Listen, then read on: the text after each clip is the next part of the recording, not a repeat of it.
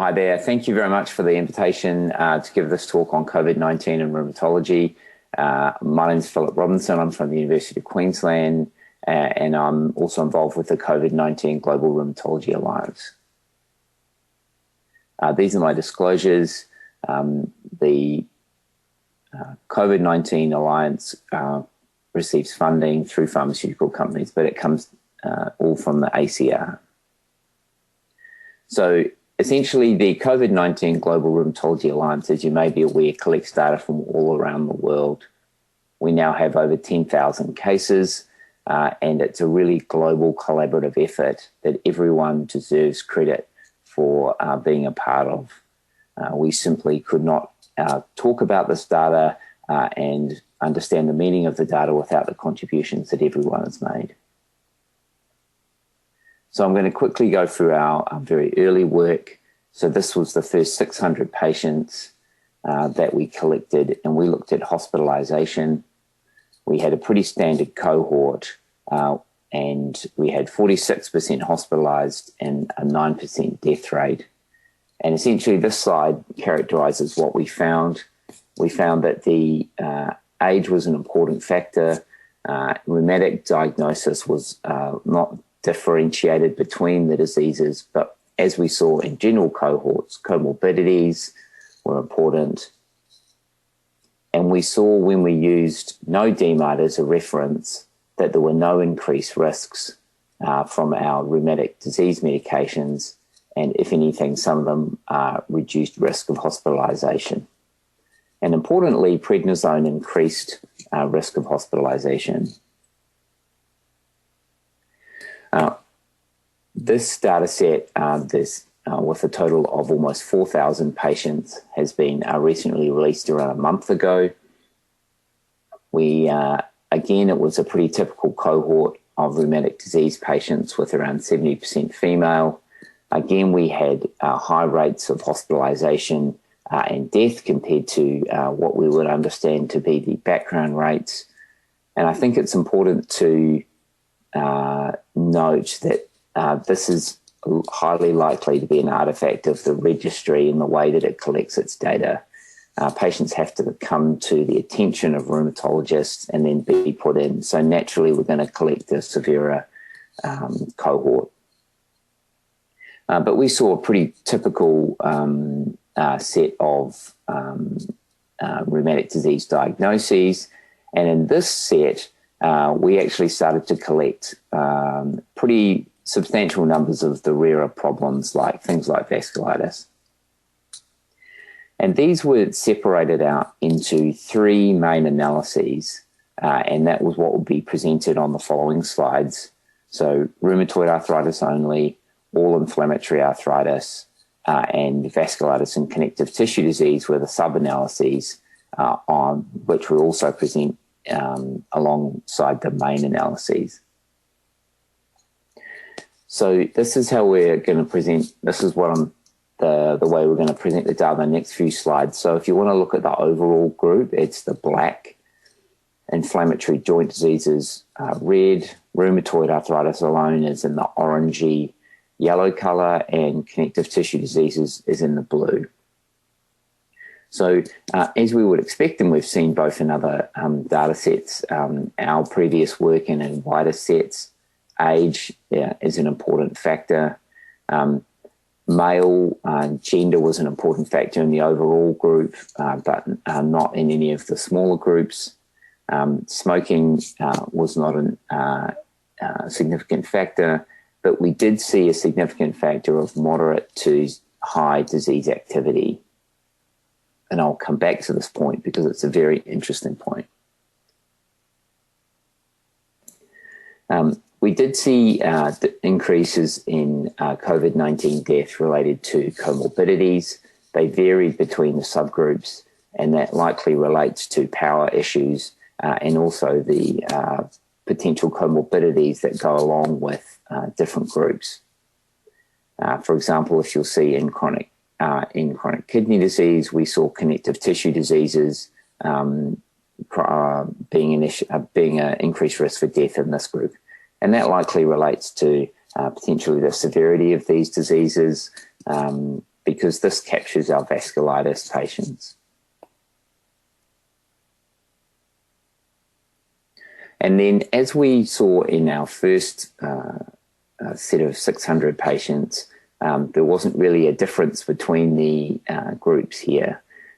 We did see reductions in the risk of death based on other rheumatic diseases, which really was a catch-all for the ones that you don't see listed above. So I don't really know what value that catch-all group has as far as helping us make decisions. But importantly, and this is the slide that lots of people will be interested in, and this is the slide that really pinged people's interest, because on some level you feel like medications are adjustable. So when we used methotrexate as the referent, there's a long and complicated discussion as to why we may or may not do that, because patients on no DMARDs may be on no DMARDs for pretty special, interesting reasons, including comorbidities. So we chose to use methotrexate as the referent. And when we did that, we saw that the no DMARD group had a higher risk of death across all the factors. Now, this may relate to special factors as to why these patients are on no DMARDs, or it may in fact relate to disease activity, which I'll come back to. Importantly here, though, there's a lot of data, but the things to pull out are that it seems like that there are a few medications which really stand out. And one of them is sulfasalazine for increasing risk of COVID-19 death, and the other is rituximab. We saw these both in the larger group and in the sub-cohorts. Rituximab has got biological plausibility, and so this seems to make sense. We're not really sure about sulfasalazine, because sulfasalazine is often seen as a pretty safe drug. But there is also evidence from computational studies that there's potentially interaction between sulfasalazine and COVID-19. And therefore, this may be something real that we're seeing, but we see this in our data set, and it's also seen in the gastroenterology data set. Other things, including IL-6 inhibitors, weren't protective. TNF inhibitors in this data set were not protective. Abatacept, there was no difference. Glucocorticoids, again in higher dose, were an increased risk for COVID-19 death. But herein lies the difficulty, and this is one thing that certainly we had back and forth with our reviewers about these issues, is this channeling bias with glucocorticoids and risk of death in relation to disease activity? Are people with high disease activity put on glucocorticoids, and therefore, in fact, high glucocorticoid use is actually just high disease activity? And so one follow-up analysis which Martin Schaefer and Pedro Mercado organised, which really they've put out beautifully in this figure, is to try and tease out this relationship. So if you look at the top here, remission, low disease activity, and no glucocorticoids is here. It's used as the reference. And then if we look at the next three bars, these are progressively increasing doses of glucocorticoids. And although the absolute risk increases, the findings do not become significant. When we move to the moderate or high or severe disease activity group, those with no glucocorticoids have an increased risk, and that risk increases as you go up with glucocorticoid dose. Now, there are many limitations to this data. I'm not going to say that this is definitive, but certainly it's a different way of thinking about this. And this would suggest that, in fact, it is about disease activity and not about glucocorticoid dose. And, this is inherently not something that should come as a surprise, because we know that, for example, if we're thinking about other states like pregnancy, we know about all our outcome data just in patients, that patients do better when their disease is better controlled. Pregnancies do better. So this is not a surprise. Now I'm going to look at some comparative studies, and this is not work run by the COVID Alliance, but this is a very important question, because this is a question that a lot of people have. Does rheumatic disease, in fact, present a separate or additive risk on top of the other things that we know about? I think the answer is going to be that it's complicated, but one of the answers is that context is crucial. I'm not going to go through all of this graph, but essentially this is 11,000 English patients and, this is 17 million English patients, and with 11,000 deaths presented in Nature. And I'll draw your attention right to the bottom second line, where rheumatoid arthritis, lupus, or psoriasis was lumped together, and we saw increased hazard ratio for COVID-19 death in England. But I think importantly, if you look up at the top at things like age, deprivation, diabetes, malignancy, all of these things have a much greater impact. And that has certainly been what we've teased out in our data, is that comorbidities are critically important in age. But thinking about more than just, lumping in diseases as part of a much larger study, let's specifically think about rheumatic disease patients. And this is a set of 3 really nice studies that I really commend to you. There's certainly not enough time to look at them all today, but they are a lovely set of studies run out of Boston and partners in Harvard. Very early on, they collected 50 patients, compared them to 100 controls. And after adjusting for age, gender, smoking, and comorbidity, they found no higher risk of hospitalization or death, but they did find a higher risk of mechanical ventilation. Then they expanded that analysis down the line and included 688 patients. Sorry, that should be 143 patients and 688 controls. And when they looked at this with a larger data set, they found no higher risk of hospitalization, ICU admission, or death. So this is potentially the effect we saw initially may essentially be a power effect.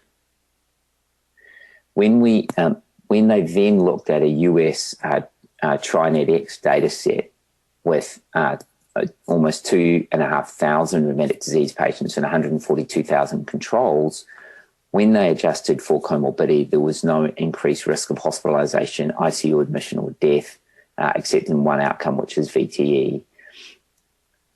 And the conclusion from this final paper, and certainly what you might think from this set of papers, is this is all about comorbidities that are driving the increased risk that we see in our rheumatic disease patients. And here is some Swedish data that's been recently e-published from the Annals of Rheumatic Diseases. And they looked at the Swedes are fantastic for collecting disease activity, for medical record data. And they did find increased absolute risks of hospitalization, ICU, and death. But they did not find that anti-rheumatic drugs were associated with increased risk of serious COVID-19 outcomes. But they noted that precision was low for some of these drugs. And you can see on the right the graphs for the general population and then the excess or deficit in all-cause mortality for Swedish residents with these rheumatic diseases.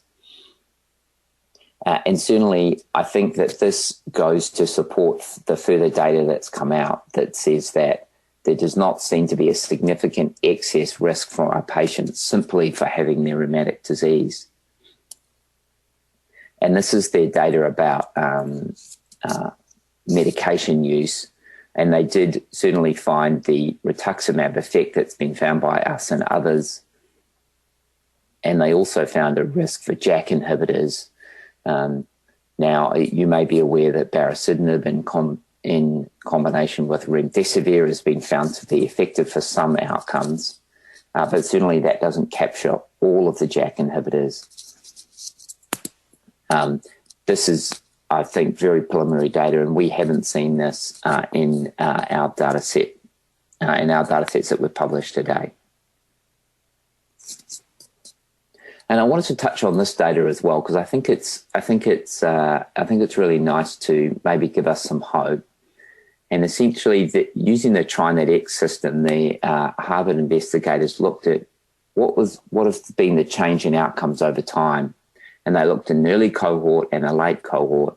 And you can see by the figures on the right that essentially the late cohort was doing better when we looked at ICU admissions, mechanical ventilation, and death. Now, there might be a number of explanations for this, but I think one of the take-homes is that some of the studies trying to examine drug effects used historical cohorts. And I think that this is a really salient reminder that we need to be really careful with that approach. But look, I'm excited, and I think that the improvements in, for example, ICU strategies and anticoagulation and other things, including maybe our use of therapies, over time is lead to improvements in outcome. So this is my summary, and I think there is a huge amount of data, and look, I really have not had time to go through all the things that I think are important and interesting because there is a lot out there. So if I've not talked about your data, please accept my apologies. But the upshot, I think, is that age and comorbidities have a huge impact, potentially larger than the things that rheumatologists are worrying about. Now, some specific medications both have biological plausibility and also data suggesting poor outcomes, and I'll pull out rituximab. But the other issue, I think, is that high disease activity is more and more coming to the fore as something that we really need to worry about. And we control high disease activity by managing our patients well with our medications. But I think we are making progress, and the data to date would suggest that we're making progress. Our patients are doing better. But of course, I think, I don't tell anyone anything new when I say that vaccination is going to be the key to getting this thing done. And I would also flag that there's great new data from the Alliance coming out. There's a paper with over 10,000 cases. There's papers in development looking at different biologics and really trying to tease out that biologic risk. We've combined with the gastros and the derms to look at TNF and COVID across different diseases. We've got some really, really lovely patient-reported outcome data coming, and we've also got some really nice epidemiological models looking at how we can predict specific complications. So I'd like to finish by really thanking everyone again and saying that this data would not be there. We could not talk about it without everyone's contributions, patients, doctors, our important partners, and the people that have funded us. So thank you very much.